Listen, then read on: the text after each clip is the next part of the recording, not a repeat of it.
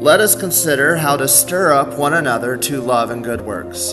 This is the calling of every believer and the heartbeat of this podcast. You're listening to Let Us Consider, where we turn to the Bible, theology, and the life of the church to strengthen our faith and encourage one another in Christ. Today we come to an introduction to the book of Nehemiah. Now, Nehemiah is really the counterpart to Ezra.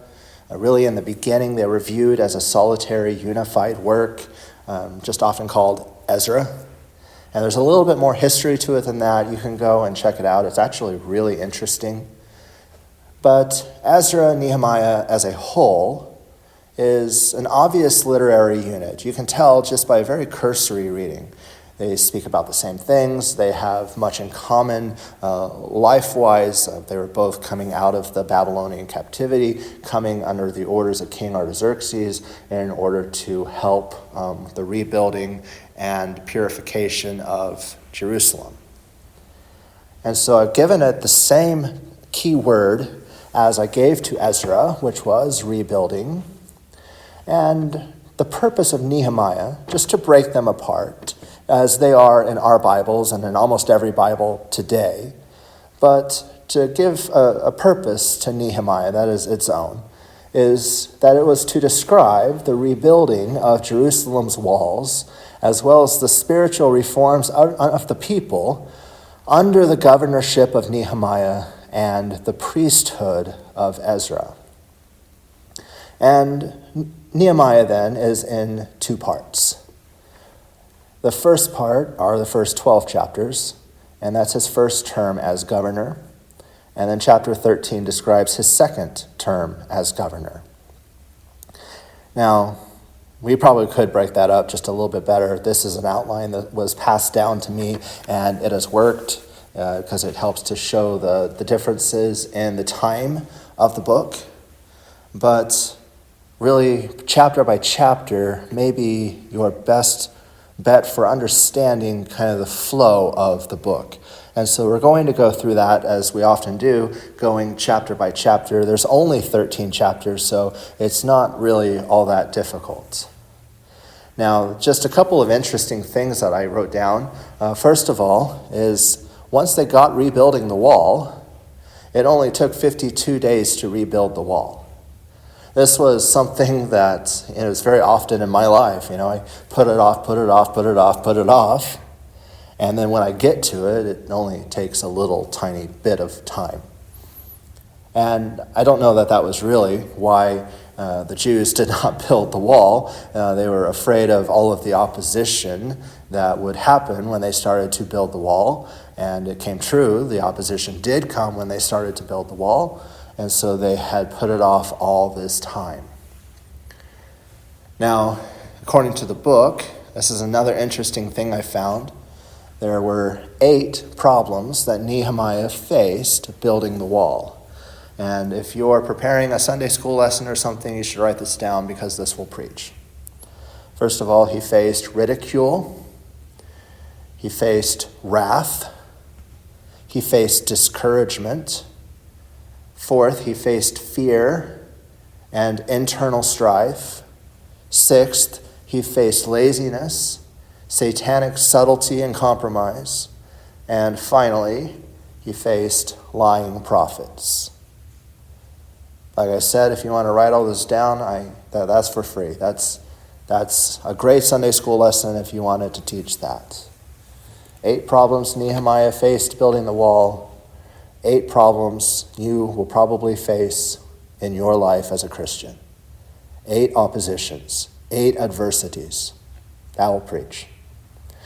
Okay, let's go through the book of Nehemiah just little by little. In chapter 1, the first 3 verses talk about the report of Jerusalem. The book identifies itself, first of all, in verse 1 as the words of Nehemiah, the son of Hakaliah. And it happened in the month Chislev, in the 20th year, while I was in Susa, the capital, that Hanani, one of my brothers, and some men from Judah came, and I asked them concerning the Jews who had escaped and had survived the captivity, and about Jerusalem. And they said to me, the remnant there in the province who survived the captivity are in great distress and reproach. And the wall of Jerusalem is broken down, and its gates are burned with fire.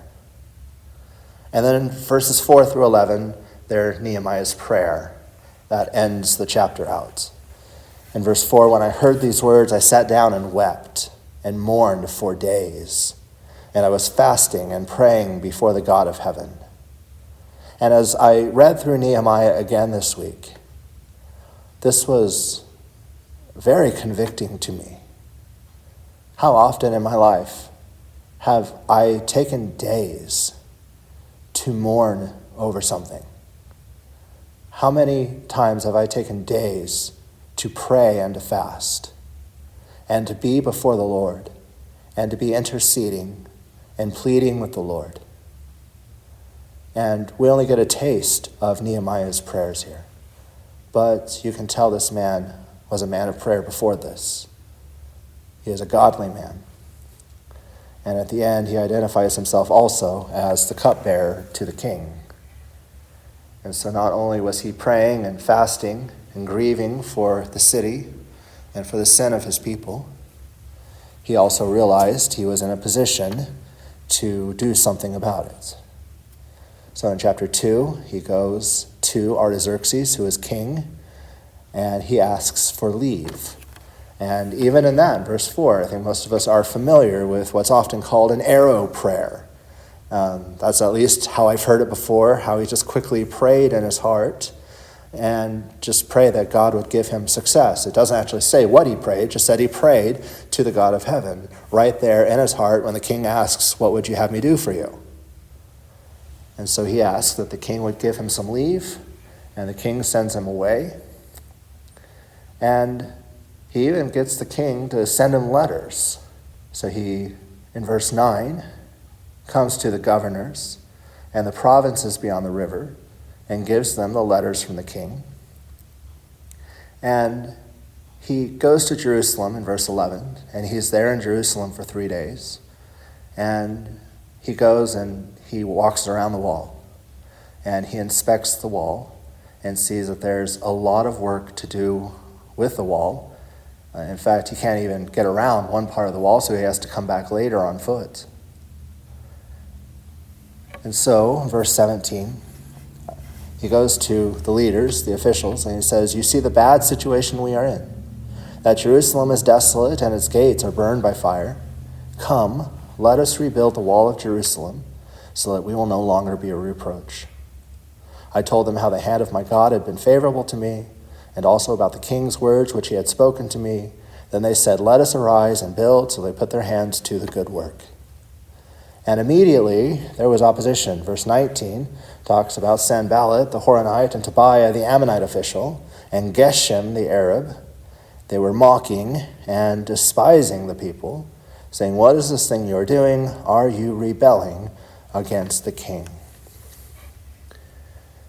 In chapter 3, you have a long description of the rebuilding of the wall. And when I went through it, I outlined it by his references to the gates. And so in the first 2 verses, he describes the rebuilding of the sheep gate and the wall around the sheep gate.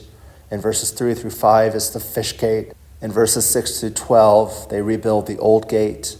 In verse 13, the valley gate. Verse 14, the refuse gate. Verses 15 through 25, the fountain gate. Verses 26 through 27, the water gate, which to us invokes something completely different than a gate in Jerusalem. Verses 28 through 30, the horse gate.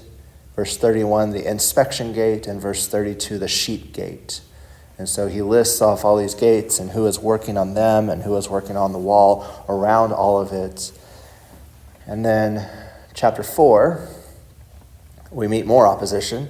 Verses 1 through 3 is Sanballat's fury. He became furious, very angry, mocked the Jews. And he spoke in the presence of his brothers and the wealthy men of Samaria and said, what are these feeble Jews doing? Are they going to restore it for themselves? Can they offer sacrifices? Can they finish it in a day? Can they revive the stones from the dusty rubble, even the burned ones? Verses 4 through 5, Nehemiah gives an imprecation. And this isn't this isn't the last time that he does it, but I definitely included it in my outline this time. Verses 4 through 5, here in chapter 4, "Hear, O our God, how we are despised. Return their reproach on their own heads, and give them up for plunder in a land of captivity.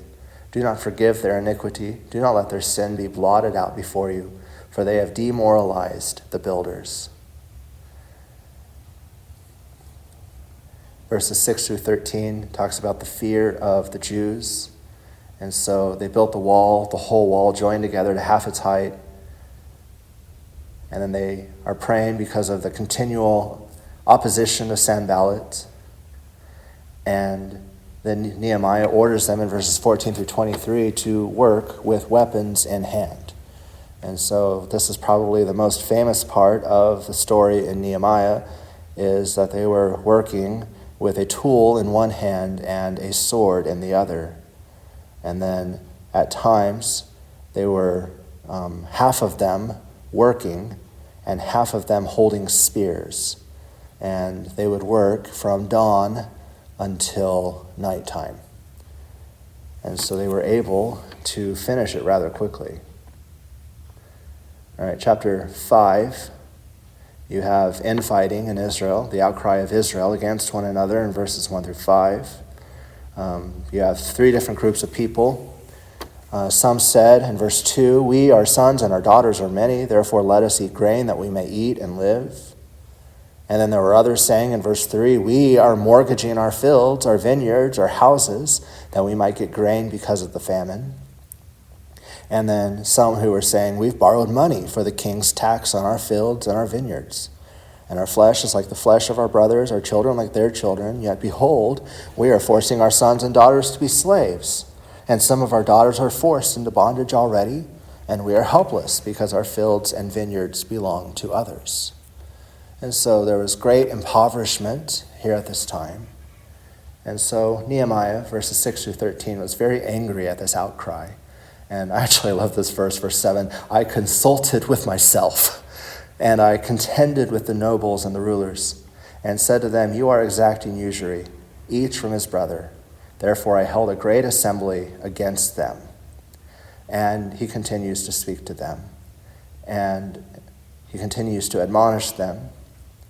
And then he examples for them. Verses 14 through 19, he has a compassionate governorship. Verse 14, he says, "Moreover, from the day that I was appointed to be their governor in the land of Judah, from the 20th year to the 32nd year of King Artaxerxes for 12 years, neither I nor my kinsmen have eaten the governor's food allowance." And he continues from there. And he ends the chapter, as he often does, saying, "Remember me, O my God, for good, according to all that I have done for this people." So he feared the Lord, was selfless, and he was compassionate towards the people. In verses 1 through 4 of the next chapter, chapter 6, you have Sanballat's messages to Nehemiah. He's constantly sending messengers. And finally, the fifth time that he sends a messenger to Nehemiah, there's a letter in the hand of the messenger, and in it, verse 6, it is reported among the nations, the letter says. And Gashmu says that you and the Jews are planning to rebel, therefore you're rebuilding the wall. And in verse 8, Nehemiah sends back and says, "Well, that's not true. You're making stuff up." And so after that, Sanballat resorts to hiring false prophets. And so Nehemiah is faced by a false prophet, and he overcomes that. Verse 14, again, "Remember me, O my God." And Tobiah and Sanballat, according to these works of theirs, and Noadiah the prophetess and the rest of the prophets who were trying to frighten me. But all in all, verses 15 through 16 describes the completion of the wall. The wall was completed after 52 days, according to verse 15. And then verses 17 through 19, there went out letters, communications against Nehemiah, against their enemies, and even between some of the Jews. In chapter 7, you have a charge of Jerusalem, verses 1 through 2. In verse 3, Nehemiah said, "Do not let the gates of Jerusalem be opened until the sun is hot, while they're standing guard. Let them shut and bolt the doors and appoint guards again from the inhabitants of Jerusalem, each at his post and each in front of his own house, for the protection of Jerusalem." And then verses 1 and 2, I kind of skipped over, but these are who were put in charge of Jerusalem. "When the wall was rebuilt, I had set up the doors, and the gatekeepers and the singers and the Levites were appointed. Then I put Hanani, my brother, who we saw at the beginning of the book, and Hananiah, the commander of the fortress, in charge of Jerusalem, for he was a faithful man and feared God more than any." The rest of the chapter is taken up by a very long census of the people, much like the census in Ezra. In fact, there's a lot of overlap between that census and this one. Nehemiah chapter 8, probably one of the most famous portions of Nehemiah, is the entrance of Ezra. When the people all gathered together and they asked Ezra the scribe to bring the book of the law of Moses, and Ezra stood in front of them and he read it to them. And Ezra would read, and it seems that others would go along and give the sense. That's in verse 7. They would explain the law to the people while the people remained in their place. They read from the book, from the law of God, translating to give the sense so that they understood the reading. So in a sense, they were expositing because they were translating from the original Hebrew into Aramaic for the people to understand the reading of the law. And then after that, Nehemiah and the Levites comfort the people because they see that they have disobeyed the Lord. And then the people celebrate the Feast of Booths in verses 13 through 18. Chapter 9 is taken up by a repentant prayer and a asking for protection from the Lord. Chapter 10 is a document that describes the dedication of the people to the covenant of the Lord. In chapter 11, you have another list of people, this time those who were moved to live in Jerusalem. In chapter 12, you have a list of the priests, and then a description of the dedication of the wall starting in verse 27. And this is really a fantastic worship service, as we might call it in our day, to dedicate the wall. And then in chapter 13, it's really a bunch of different problems that Nehemiah had to deal with when he came back. He went for a time back to Persia, and then he came back after a number of years to Jerusalem, and there he had his second governorship. And so Nehemiah 13 describes some of the problems that he faced in that second governorship. And so foreigners were kind of kicked out, verses 1 through 3. And verses 4 through 8, you had Tobiah, who was one of the people that was opposed to the building of the wall. Tobiah had a room in the temple, and so Nehemiah cleared that out.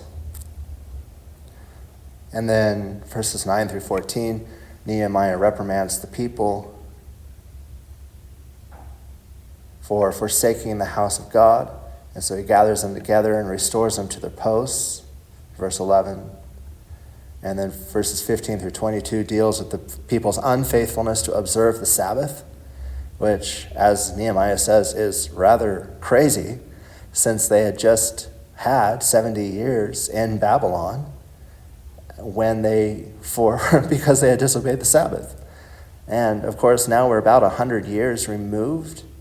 Yeah, we're about 100 years removed from the exile. And so, yeah, it's just amazing how quickly people forget their history. And then finally, in verses 23 through 31, Nehemiah deals with those who married foreigners. And then the very end of the book, he ends, "Remember me, O my God, for good." Now, somewhere today, I had looked up and I had the dates for Nehemiah's governorship, and I had put them in the same document, there it is, that I had put the introduction to Ezra. Remember, we went through a whole lot of dates last week. I won't repeat them all. If you missed last week's, go back and find the introduction to Ezra. I gave a timeline to help us kind of get our arms around where we're at in this time. So Ezra, just to remind you, returned to Jerusalem in 458 BC, and that's in Ezra 7 through 8. So 458, and then 13 years later, Nehemiah returned to Jerusalem for the first time. Okay, so Nehemiah was governor for the first time from 445 through 433 BC. 445 through 433. And then the second governorship was 424 to probably about 410. We really don't know the end date for that. We just know that I think it's in 408. We have a document saying somebody else was governor, so he couldn't be governor after that time. So sometime around 410, 408 at the latest, but definitely began 424. So 445 through 433, and then 424 to around 410 are the dates of his governorships. And I hope that just kind of helps set everything in your mind. You can see how we've progressed from 586, when Jerusalem was destroyed, to 538, when Cyrus decreed the return, and then from 558 to Ezra, to 545 to Nehemiah, ending somewhere around 410 BC. And then you have the 400 years of silence, and then you have the appearance of the Lord. And by the way, when I say 400 years of silence, I mean prophetic silence, and that's even recognized in the book of Maccabees. However, I'll tell you, God was busy during those times. Those years were not boring years. I encourage you to get a book on the quote-unquote silent years and really get a grasp for its history. Maybe that's something we should go through at some point. But that takes us through the book of Nehemiah, and so we'll be in the book of Esther next week. Peace be with you. Thank you for listening to Let Us Consider. If this podcast has been a blessing, please subscribe and leave a review. It helps others discover the truth of God's Word. Until next time, may the Lord bless you and keep you.